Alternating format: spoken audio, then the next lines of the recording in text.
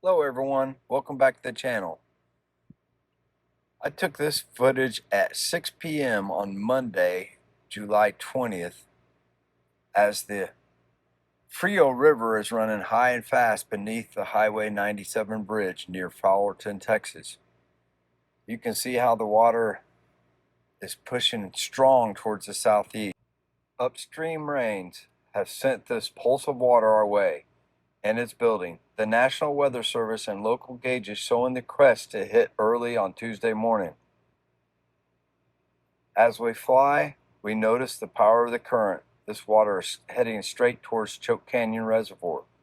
Choke Canyon, sitting on the Frio River in Live Oak County, has not been running since 2007 for real, since the lake's only 8% full. So this inflow is going to be a welcome sight for water levels, recreation, and the ecosystem, and more so for the bass fishing. From there, any overflow and releases will continue down the Frio into the Nueces River system and ultimately reaching Lake Corpus Christi, supplying drinking water and supporting communities all the way to the coast. These communities have been on water restrictions for years, and they need some relief. Stay safe, monitor local services alerts. This kind of surge can bring rapid changes, especially around low water crossings and river bottoms. For the lakes, this is good news. After dry periods, Choke Canyon under 10% capacity recently will start seeing a rise soon.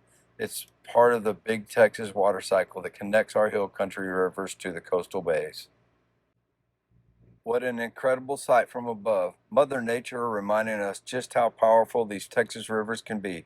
If you're in the area or love following these water updates, drop a comment below. Have you seen the Frio at a high water before? Which lake or river should I fly next? Smash the like button if you appreciate these drone flyovers. Subscribe for more Texas outdoor and weather content, and hit the bell so you never miss an update. Thanks for flying along with me. Stay safe out there, and we'll catch you on the next one.